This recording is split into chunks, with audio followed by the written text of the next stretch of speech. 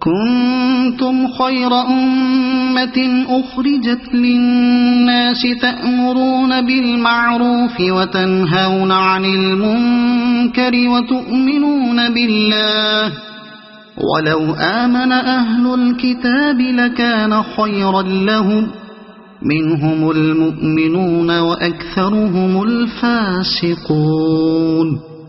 اب دنیا میں وہ بہترین گروہ تم ہو جسے انسانوں کی ہدایت و اصلاح کے لیے میدان میں لایا گیا ہے۔ تم نیکی کا حکم دیتے ہو، بدی سے روکتے ہو اور اللہ پر ایمان رکھتے ہو۔ یہ اہل کتاب ایمان لاتے تو انہی کے حق میں بہتر تھا، اگرچہ ان میں کچھ لوگ ایماندار بھی پائے جاتے ہیں مگر ان کے بیشتر افراد نافرمان ہیں۔ جسے انسانوں کی ہدایت و اصلاح کے لیے میدان میں لایا گیا ہے۔ یہ وہی مضمون ہے جو سورہ بقرہ کے 17ویں رکوع میں بیان ہو چکا ہے۔ نبی عربی صلی اللہ علیہ وسلم کے متبعین کو بتایا جا رہا ہے کہ دنیا کی امامت و رہنمائی کے جس منصب سے بنی اسرائیل اپنی نااہلی کے باعث معزول کیے جا چکے ہیں، اس پر اب تم مامور کیے گئے ہو، اس لیے کہ اخلاق و اعمال کے لحاظ سے اب تم دنیا میں سب سے بہتر انسانی گروہ بن گئے ہو، اور تم میں وہ صفات پیدا ہو گئی ہیں جو امامت عادلہ کے لیے ضروری ہیں، یعنی نیکی کو قائم کرنے اور بدی کو مٹانے کا جذبہ و عمل، اور اللہ وحدہ لا شریک کو اعتقاداً و عملاً اپنا الہ اور رب تسلیم کرنا۔ لہذا اب یہ کام تمہارے سپرد کیا گیا ہے اور تمہیں لازم ہے کہ اپنی ذمہ داریوں کو سمجھو اور ان غلطیوں سے بچو جو تمہارے پیش رو کر چکے ہیں۔ یہ اہل کتاب ایمان لاتے، یہاں اہل کتاب سے مراد بنی اسرائیل ہیں۔ لن يضروكم إلا أذى وإن يقاتلوكم يولوكم الأدبار ثم لا ينصرون۔ یہ تمہارا کچھ بگاڑ نہیں سکتے، زیادہ سے زیادہ بس کچھ ستا سکتے ہیں۔ اگر یہ تم سے لڑیں گے تو مقابلے میں پیٹھ دکھائیں گے، پھر ایسے بے بس ہوں گے کہ کہیں سے ان کو مدد نہ ملے گی۔ ضربت عليهم الذلة أينما ثقفوا إلا بحبل من الله وحبل من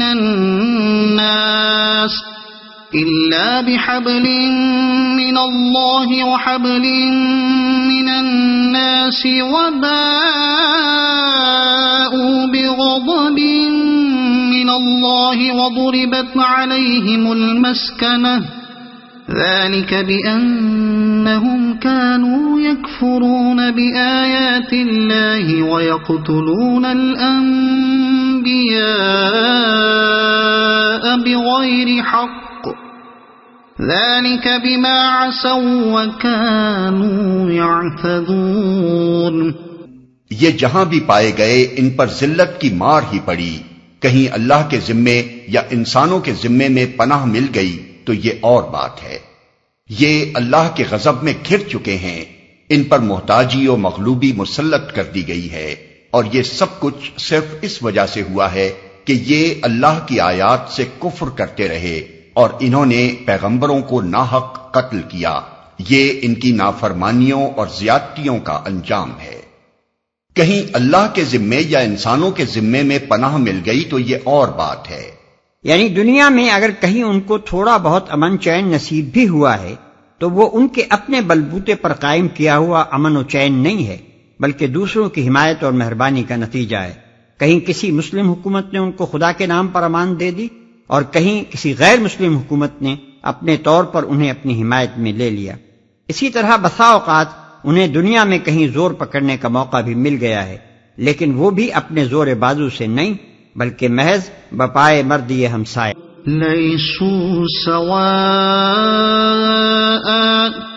من اہل الكتاب امة قائمة يتلون آیات اللہ آناء اللیل وهم يسجدون يؤمنون بالله واليوم الآخر ويأمرون بالمعروف وينهون عن المنكر ويسارعون في الخيرات وأولئك من الصالحين وما يفعلوا من خير فلن يكفروه والله عليم بالمتقين إن الذين كفروا لن تغني عنهم أموالهم ولا أولادهم من الله شيئا وأولئك أصحاب النار هم فيها خالدون۔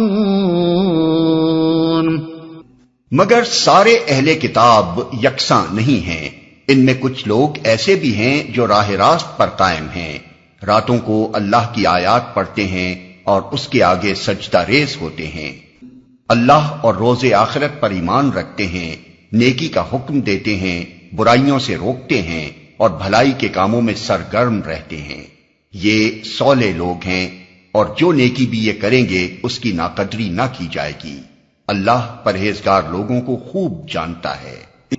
رہے وہ لوگ جنہوں نے کفر کا رویہ اختیار کیا تو اللہ کے مقابلے میں ان کو نہ ان کا مال کچھ کام دے گا نہ اولاد، وہ تو آگ میں جانے والے لوگ ہیں اور آگ ہی میں ہمیشہ رہیں گے۔ مثل ما ينفقون في هذه الحياة الدنيا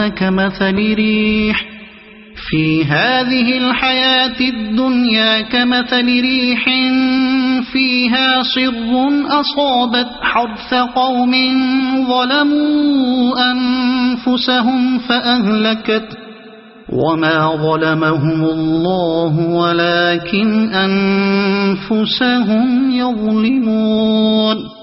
جو کچھ وہ اپنی اس دنیا کی زندگی میں خرچ کر رہے ہیں اس کی مثال اس ہوا کی سی ہے جس میں پالا ہو اور وہ ان لوگوں کی کھیتی پر چلے جنہوں نے اپنے اوپر آپ ظلم کیا ہے اور اسے برباد کر کے رکھ دے۔ اللہ نے ان پر ظلم نہیں کیا، در حقیقت یہ خود اپنے اوپر ظلم کر رہے ہیں۔ اس مثال میں کھیتی سے مراد یہ کشت حیات ہے جس کی فصل آدمی کو آخرت میں کاٹنی ہے۔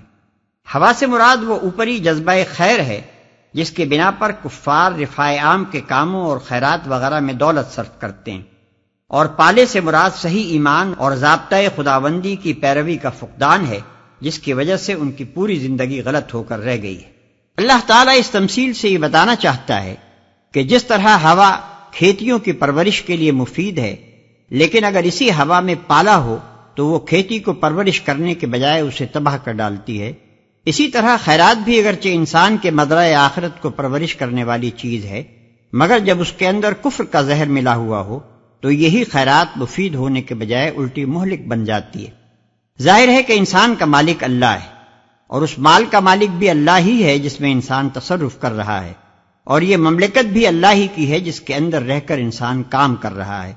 اب اگر اللہ کا یہ غلام اپنے مالک کے اقتدار اعلیٰ کو تسلیم نہیں کرتا یا اس کی بندگی کے ساتھ کسی اور کی ناجائز بندگی بھی شریک کرتا ہے اور اللہ کے مال اور اس کی مملکت میں تصرف کرتے ہوئے اس کے قانون و ضابطے کی اطاعت نہیں کرتا تو اس کے یہ تمام تصرفات از سرتاپا جرم بن جاتے ہیں۔ اجر ملنا کیسا؟ وہ تو اس کا مستحق ہے کہ ان تمام حرکات کے لیے اس پر فوجداری کا مقدمہ قائم کیا جائے۔ اس کی خیرات کی مثال ایسی ہے جیسے ایک نوکر اپنے آقا کی اجازت کے بغیر اس کا خزانہ کھولے اور جہاں جہاں اپنی دانش میں مناسب سمجھے خرچ کر ڈالے۔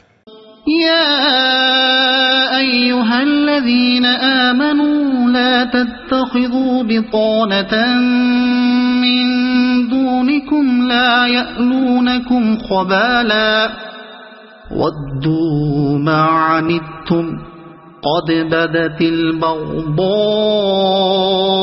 من افواہہم وما تخفی صدورهم اکبر قد بينا لكم الآيات إن كنتم تعقلون۔ اے لوگو جو ایمان لائے ہو، اپنی جماعت کے لوگوں کے سوا دوسروں کو اپنا رازدار نہ بناؤ، وہ تمہاری خرابی کے کسی موقع سے فائدہ اٹھانے میں نہیں چوکتے۔ تمہیں جس چیز سے نقصان پہنچے وہی ان کو محبوب ہے، ان کے دل کا بغض ان کے منہ سے نکلا پڑتا ہے، اور جو کچھ وہ اپنے سینوں میں چھپائے ہوئے ہیں وہ اس سے شدید تر ہے۔ ہم نے تمہیں صاف صاف ہدایات دے دی ہیں، اگر تم عقل رکھتے ہو تو ان سے تعلق رکھنے میں احتیاط برتو گے۔ وہ تمہاری خرابی کے کسی موقع سے فائدہ اٹھانے میں نہیں چوکتے۔